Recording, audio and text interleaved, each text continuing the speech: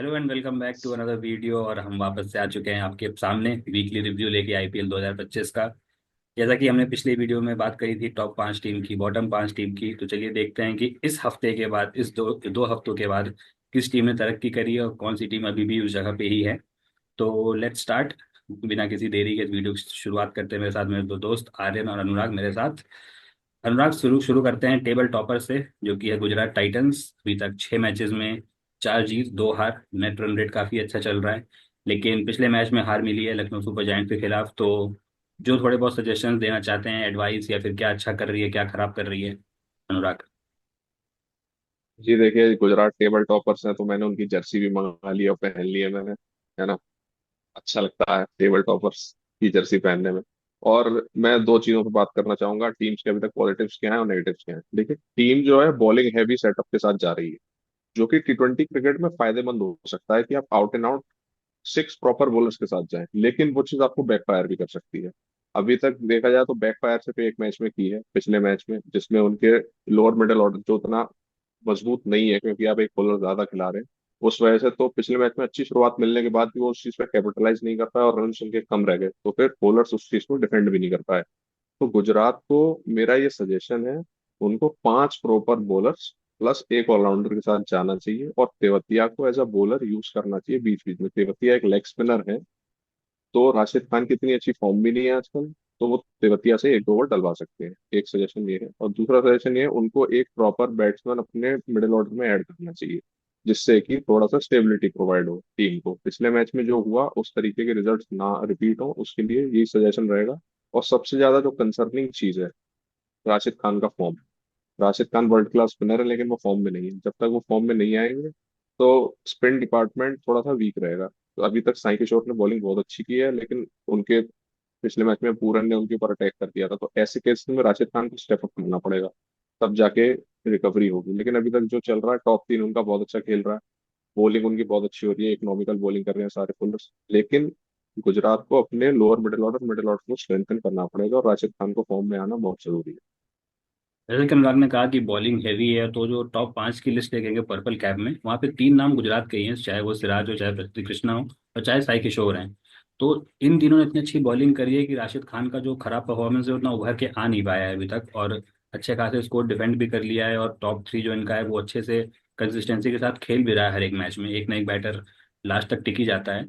और अभी हाल ही में ग्लेन फिलिप्स हमने सुना कि आईपीएल से बाहर हो गए। तो देखते हैं कि वैसे तो गुजरात टाइटंस हमें लगता नहीं है कुछ रिप्लेसमेंट के लिए जाएगी, क्योंकि वो 4 फॉरनर्स में से सिर्फ 3 ही खिला रही है अपने स्लॉट में। चौथे के लिए वो जाना पसंद भी नहीं कर रहे हैं। तो आई होप कि वो किसी रिप्लेसमेंट को लाए जरूर। तो देखने वाली बात होगी कि किस रिप्लेसमेंट को लाएंगे। तो ये तो बात हो गई गुजरात टाइटंस की। नाउ लेट्स गो टू उस टीम के बारे में बात करते हैं जो कल तक अनबीटन थी। लेकिन कल आखिरी में जो भी केओस हुआ और उसकी वजह से उनको पहली हार मिली। बात करें दिल्ली कैपिटल्स की, तो आर्यन क्या लगता है दिल्ली कैपिटल्स ने अभी तक क्या सही किया है? और कल मैच के बारे में अगर आप कुछ इंसाइट देना चाहें तो वो भी ऐड कर सकते हैं।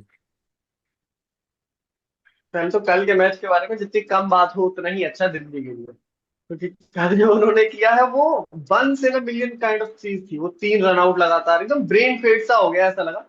लाइक करुण नायर को हटा दे, ग्रेट कमबैक करुण नायर का, उनको हटा दे तो उनके अलावा बस एक अभिषेक पोरेल थे जो लगे कि ढंग से खेल रहे थे। बाकी सब, चाहे केएल राहुल भी अच्छी फॉर्म में है बट कनेक्ट नहीं कर पाए थे बॉल को। और उसके अलावा भी क्रिस्टन स्टब्स थे। आशुतोष शर्मा से उम्मीद थी कि जो है थोड़ा माइंडफुली खेलेंगे, लास्ट तक जाएंगे, बट वो डबल लेने का लाइक समझे। मिचेल स्टार्क भी अच्छी खासी बैटिंग कर लेते हैं, इतनी कर लेते हैं कि बुमराह की अगर यॉर्कर स्लोअर भी होगी तो वो बचा लेंगे। और आखिरी ओवर में ट्रेंट बोल्ट के सामने 13-14 रन बन सकते थे, बट कोई बात नहीं। उस कल के अलावा उससे पहले सब कुछ अच्छा ही था दिल्ली में। दिल्ली की टीम में तो ऊपर से नीचे आप डेप्थ देखो तो बैटिंग में भी सब अच्छे हैं। लाइक वो मैच विनर्स हैं, ऐसा नहीं है कि सिर्फ अच्छे हैं, वो मैच विनर्स हैं। और बॉलिंग में भी मैच विनर्स है। मिचेल स्टार्क ने शुरू अच्छा किया था, बाद में थोड़ा सा अभी रिसेंटली थोड़ा सा थोड़ा ऊपर नीचे चल रहा है। लेकिन हमें पता है मिचेल स्टार्क क्या चीज है, हमने पिछले साल के फाइनल में देखा था मिचेल स्टार्क को। तो ऑल इन ऑल दिल्ली में मुझे नहीं लगता कि इस हार के बाद भी एक चेंज हो सकता है बस। जेएफएम की जगह फाफ डू प्लेसी आ सकते हैं। एक वही चेंज है कि जेएफएम शुरू से ही अनकंफर्टेबल लग रहा है। कि एक इनिंग्स उन्होंने 30 रन के पार खेली थी, वो भी उसमें भी अनकंफर्टेबल ही थे, वो कंफर्टेबल नहीं लगे थे। तो जेएफएम को रिप्लेस करके फाफ डू प्लेसी लाया जा सकता है, और कोई चेंज दिल्ली में नहीं करेंगे ऐसा। बिल्कुल सही कहा आर्यन ने। और बॉलिंग डिपार्टमेंट देखा जाए तो जब से स्टार्क का फॉर्म डाउन हुआ है तो मोहित शर्मा ने भी अच्छी बॉलिंग करी है, मुकेश भी बीच बीच में आके विकेट ले लेते हैं। लेकिन जो सबसे नोटेबल नाम रहा है मेरे लिए वो रहा है कुलदीप यादव का। बहुत अच्छी बॉलिंग कर रहे हैं, 11 विकेट्स ले चुके हैं, 5.5 की इकोनॉमी से बॉलिंग कर रहे हैं, जिनका उतना नाम नहीं लिया जा रहा। और एक और नाम मैं ऐड करना चाहूंगा, वो है विवराज निगम का। बॉलिंग के साथ साथ बैटिंग से भी अच्छा कंट्रीब्यूशन दे रहे हैं वो। तो ऑल इन ऑल दिल्ली की वैसे कोई हमें बहुत खामियां दिख नहीं रही हैं। प्रीव्यू में भी हमने बात करी थी, बहुत अच्छा रेट किया था दिल्ली कैपिटल्स को हमने।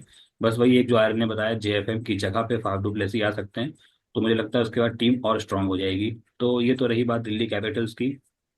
Now let's talk about the team, जो कि बाहर जाके तो हर एक मैच जीत रही है लेकिन घर पे अभी तक एक भी मैच नहीं जीत पाई है। We are talking about Royal Challengers Bangalore. 6 match में 4 जीते, चारों बाहर के जीते। लेकिन सबसे बड़ा बात यह है कि आने वाले 8 मैचेस में उनको 5 मैच घर पे खेलने हैं और 3 मैच ही बाहर खेलने हैं। तो मेजोरिटी गेम अब घर पे खेलना है। तो आर्यन क्या लगता है कि घर पे ऐसी चीजें क्या गलत कर रहे हैं वो, और क्या उन्हें सही करना चाहिए कि रिजल्ट्स उनके फेवर में है? मेरे हिसाब से अपने मतलब चिन्ना स्वामी की पिच एक ही कमजोरी, मतलब ऊपर ऊपर से देखो तो एक कमजोरी, वो जो मेन कमजोरी दिख रही है वही चिन्ना स्वामी है। और उसमें भी ये है कि वो अपनी खुद की पिच को नहीं समझ पा रहे हैं। वो सोच के कुछ और आ रहे हैं और खेल किसी और तरीके से रहा है। मतलब उसको पहले समझना पड़ेगा पिच को, या तो खुद समझे या अपने क्यूरेटर से बात करें, उससे अंडरस्टैंडिंग ले।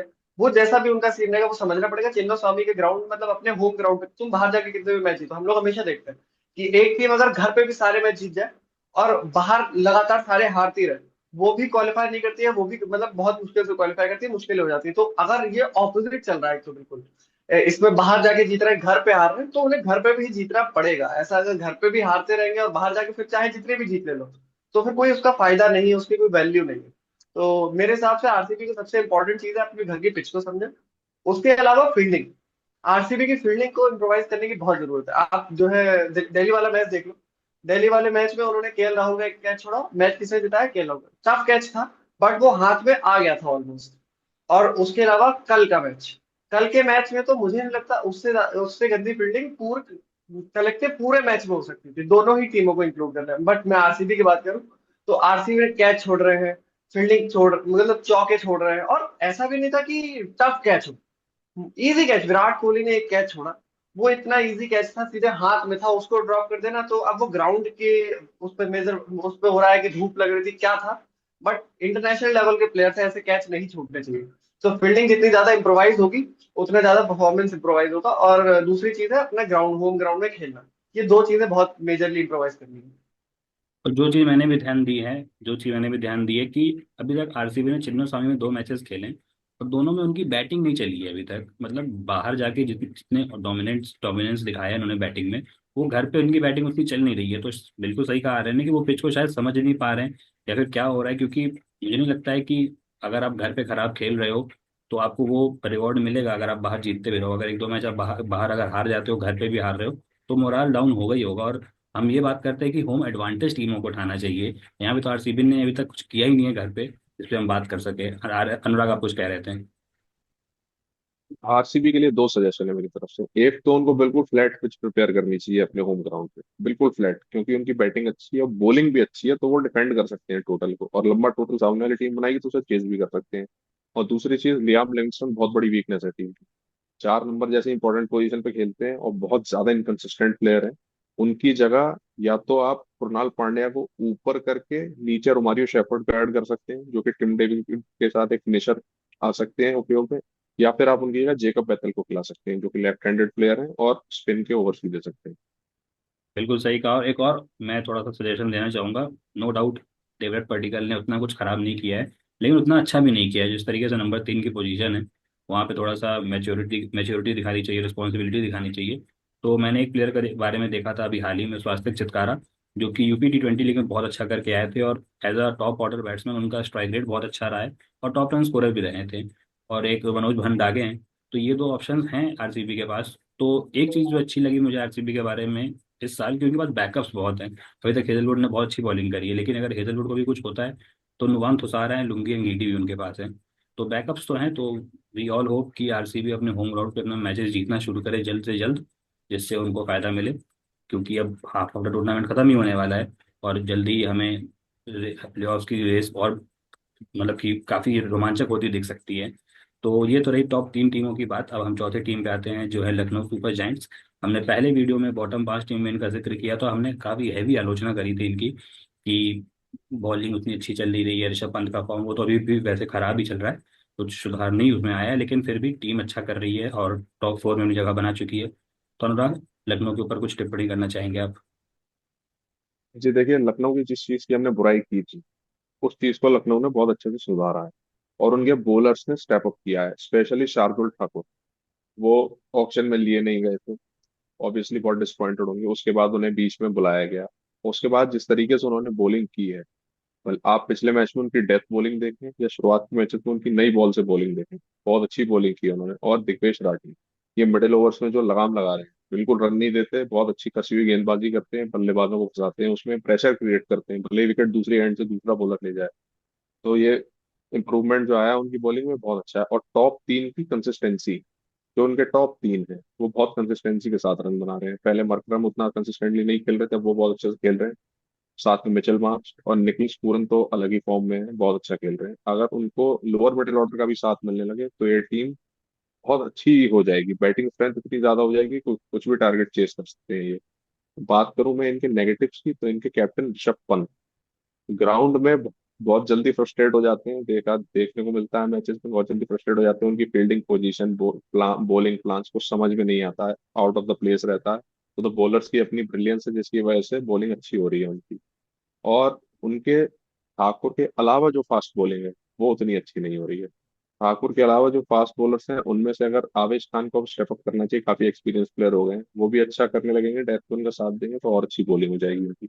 और ऋषभ पंत ने पिछले मैच में ओपन किया था, मेरे हिसाब से उन्हें ओपन ही करना चाहिए आगे आने वाले टूर्नामेंट में, जो कि उनके लिए और उनकी टीम के लिए भी अच्छा साबित हो सकता है। तो उस केस में क्या कर सकते हैं ये लोग, मरकरम या मार्च में से किसी भी एक को आप, मरकरम को अगर आप मिडिल ऑर्डर में लाना चाहते हैं तो वो 4 नंबर पे आराम से फिट हो जाएंगे। अगर आप मार्श को मिडिल ऑर्डर में लाना चाहते हैं, मरकरम के साथ ही बरकरार रहना चाहते हैं ओपनिंग में, तो आप मार्च को 3 नंबर पे करके पूरन को 4 नंबर कर सकते हैं।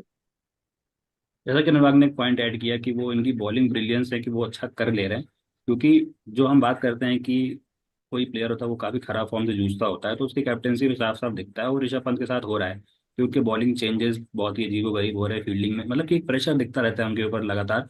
और बैटिंग पिछले मैच में उन्होंने 17-18 बॉल खेली, इतना मुझे याद आ रहा है, बहुत ज्यादा रस्टी लगे, खुल के एक शॉट भी नहीं, एच से चौके वौके आ गए। तो ऋषभ पंत को दिखना होगा, बहुत बड़े प्लेयर है, बहुत बड़ा प्राइस टैग भी साथ में लगा हुआ। आई होप उनको प्राइस टैग वो चीज दिक्कत ना दे रही हो, क्योंकि हम हमें हमें सबको पता है वो कितने बड़े प्लेयर है, तो ये सब छोटी मोटी चीजें उनको नहीं खटका सकती हैं, जो कि उनका कैलिबर है। तो आई होप ऋषभ पंत जल्द से जल्द फॉर्म में है, क्योंकि अभी तक उनकी बैटिंग इतना अच्छा करी है ऋषभ पंत के बिना, और इवन डेविड मिलर के बिना भी। डेविड मिलर को उतना मौका नहीं मिला, उतने बॉल्स नहीं मिले हैं खेलने को। तो जब इन दो बड़े प्लेयर्स के बिना उनकी बैटिंग इतना अच्छा कर रही है, तो जब वो अच्छा करेंगे तो फिर लखनऊ की पावर और बढ़ जाएगी। तो आने वाले समय में देखते हैं लखनऊ किस तरीके से स्टेप अप करती है विथ ऋषभ पंत। तो इस वीडियो की हम आखिरी टीम के बारे में बात करेंगे, जो 5th नंबर पे चल रही है, डिफेंडिंग चैंपियंस केकेआर। उनके बारे में बात करते हैं। तो जो उन्होंने 3 गेम जीते हैं अपने, एक राजस्थान के अगेंस्ट, एक एसआरएच के अगेंस्ट, और एक पिछला गेम सीएसके के अगेंस्ट, तीनों ही वन साइड डोमिनेट किया है। लेकिन जो मैचेस वो ये हारे हैं, वो जिस वजह से हारे हैं वो मैं पॉइंट आउट करना चाहूंगा, वो है इनका बैटिंग ऑर्डर। सुनील नारायण पिछले मैच में फायर कर गए और पहले मैच में फायर कर गए थे, लेकिन मुझे अभी भी लगता है कि सुनील नारायण उस कैलिबर के ओपनर नहीं रह गए हैं जो पिछले सीजन में वो थे, जिस तरीके से वो डिलीवर कर रहे थे। और सिर्फ ये नहीं, इसलिए नहीं कह रहा हूँ कि सुनील सुनील नारायण कंसिस्टेंटली चल नहीं रहे हैं, इनके पास ऑप्शंस बहुत है ना। वेंकटेश अय्यर ओपनिंग कर सकते हैं, अजिंक्य रहाणे ओपनिंग कर सकते हैं, अंकुश रघुवंशी भी ओपनिंग कर सकते हैं। लेकिन जिस तरीके से ये प्लेयर्स के पोजीशन को इतनी नीचे करते जा रहे हैं, और सबसे बड़ी दिक्कत मुझे रिंकू सिंह के पोजीशन से। रिंकू सिंह के कैलिबर का प्लेयर जब इतना नीचे खेलेगा, हमने पिछले मैच में देखा था, पिछले के पिछले मैच में जब लखनऊ से इनका मैच था, तो रिंकू सिंह नंबर 8 पे आ रहे थे। तो जब इतना बड़ा टोटल आप चेस कर रहे हो, आप रमनदीप को डेजिग्नेटेड फिनिशर रखे हुए हो, आप उनको रिंकू सिंह से ऊपर उतार दे रहे हो, रसल को उनके ऊपर उतार दे रहे हो, रघुवंशी को उनके ऊपर उतार दे रहे हो, तो फिर इससे अच्छा आप रिंकू सिंह को ड्रॉप ही कर दो, उनकी जगह आप किसी बॉलर खिला लो।